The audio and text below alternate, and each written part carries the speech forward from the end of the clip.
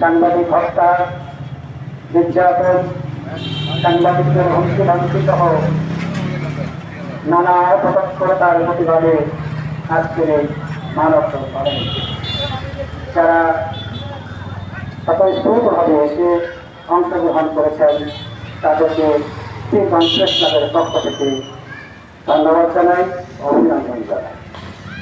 প্রিয় সাংবাদিক বন্ধুরা, প্রিয় বন্ধুরা, সাংবাদিকদের কাজ হল লেখালেখি করা, প্রচার করা।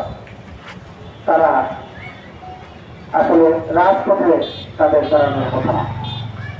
আমাদেরকে মাঝে মধ্যেই এই রাজপথে দাঁড়াতে হচ্ছে, কিন্তু কেন? প্রশ্নটা হলো কেন সাংবাদিকরা রাজপথে দাঁড়াবে কেন? সাংবাদিকরা কি রাজনীতি করো? সাংবাদিক রাষ্ট্র ক্ষমতা চায়? সাংবাদিকরা সেগুলো চায় না। সাংবাদিকরা চায় একটা সুস্থ সুন্দর সমাজ, যেখানে অসংগতি, যেখানে অনিয়ম, দুর্নীতি, সেগুলোকে চিহ্নিত করার কাজটি করে মূলত সাংবাদিকরা। তারা তো রাজনীতি করে না, রাষ্ট্রীয় ক্ষমতা দিতে চায় না। তাকে তা করতে আজকে মাঠে দাঁড়াতে হচ্ছে কেন? এই কাজটি করতে যায় আজকে সারা দেশে সাংবাদিকদের উপর জুলুম করছে, নির্যাতন হচ্ছে, সাংবাদিককে হত্যা করা হয়েছে।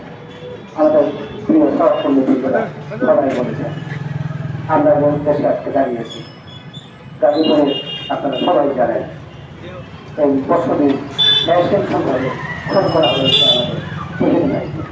তো তহিন ভাই নয়, কারণে অকারণে আজকে সন্ত্রাসীরা, আমরা মনে করি বিভিন্ন সম্প্রদায়ের গোষ্ঠী তথা কিছু কিছু অসৎ, আমি বলব কিছু কিছু অসৎ রাজনৈতিক নেতৃবৃন্দের শর্তে পায় আজকে সাংবাদিকদের উপর হামলা চালানো হচ্ছে, সাংবাদিকদের হত্যা করা হচ্ছে, জুলুম নির্যাতন চালানোর চেষ্টা করা হচ্ছে, সাংবাদিকদের কঠোর করার চেষ্টা করা হচ্ছে।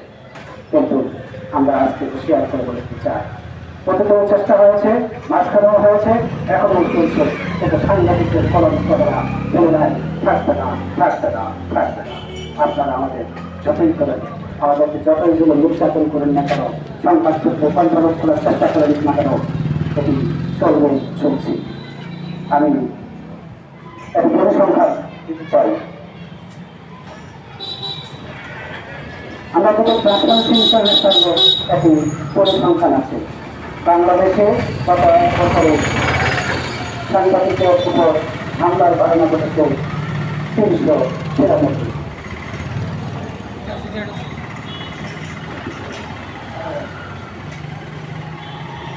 দুঃখিত, হামলার ঘটনা ঘটেছে 496। হত্যাকাণ্ডের ঘটনা ঘটেছে 4 জন সাংবাদিককে নৃশংসভাবে হত্যা করা হয়েছে। সংবাদ সংগ্রহ করতে যায় 1 জন নারী সাংবাদিক ধর্ষণের শিকার হয়েছেন। আহত হয়ে পঙ্গু হয়ে বিভিন্ন জায়গায় অবস্থান করছেন 274 জন সাংবাদিক। কি অপরাধ ছিল তাদের? অপরাধ তাদের একটাই, তারা সমাজের সত্য কথাগুলো তুলে ধরতে চেয়েছিলেন। এই সন্ত্রাসী, চাঁদাবাজ, দুর্নীতিবাজদের বিরুদ্ধে তাদের যে কর্ম, অপকর্ম, সেই অপকর্মগুলো সাধারণ মানুষকে জানানোর চেষ্টা করেছিলেন, প্রশাসনকে জানানোর চেষ্টা করেছিলেন। এটি হলো সাংবাদিকদের অপরাধ। আমরা স্পষ্টভাবে বলতে চাই, বিগত সময়ে অনেক ভালো বলা হয়েছে যে এককভাবে বা কি বলে স্বৈরাচারী কারণে রাষ্ট্র পরিচালনা করা হয়েছে, তখন সাংবাদিকদের উপর হামলা হয়েছে, নির্যাতন হয়েছে। এই কথাটি বারবার ওইভাবে বলা হয়েছে। কিন্তু কয়েকটা পরিবর্তন হয়েছে, অনেকে মানুষের স্বাধীনভাবে কথা বলার সুযোগ হয়েছে, মানুষ তার মত প্রকাশের অনেকটা স্বাধীনতা পেয়েছে। কিন্তু সাংবাদিকরা আরো কিছু স্বাধীনতা পেয়েছে, এটি আমার প্রশ্ন। আজকেও স্বাধীনভাবে কথা বলতে যায় আমাদের সাংবাদিক বন্ধুদের হত্যার শিকার হচ্ছে, হামলার শিকার হতে হচ্ছে, নির্যাতনের শিকার হতে হচ্ছে, মন্ত্রী ভান্তির শিকার হতে হচ্ছে, যা আমরা কখনোই প্রত্যাশা করি। আমরা অন্তর্বর্তীকালীন সরকারের কাছে আশা করেছিলাম যে অন্তত স্বাধীনভাবে সাংবাদিকরা তাদের মত প্রকাশ করতে পারবে, তাদের কলম চালাতে পারবে, ক্যামেরা চালাতে পারবে। কিন্তু দুঃখজনক এই সত্য আজকে কিন্তু সেই পরিবেশটি আমরা অনুভব করে বুঝতে পারছি না।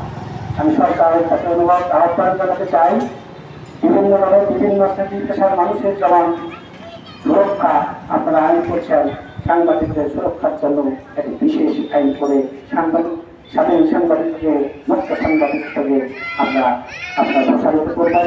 এটিকে সামনে অগ্রগামী করার জন্য সাংবাদিক সুরক্ষা আইন করে এই গণমাধ্যমকে আপনারা মুক্ত রাখবেন।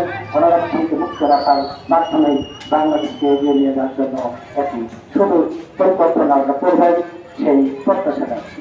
আপনাকে হুঁশিয়ার করে দিচ্ছি, এর পরবর্তীতে আপনি যদি আর কখনো আমাদের পীরগঞ্জ প্রেস ক্লাবের পুরো সাংবাদিকের বিষয়ে অযথা হয়রানি করার চেষ্টা করেন বা বিভ্রান্তমূলক তথ্য ছড়ানোর চেষ্টা করেন, আপনার বিরুদ্ধে আমরা কঠোর আন্দোলন করে তুলব।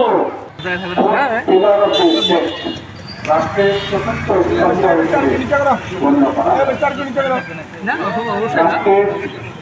এই চতুর্থ স্তম্ভের ব্যাপারে আজকে আমাদের উপরে আঘাত এসেছে, জীবন দেওয়ার মতো ঘটনা ঘটছে।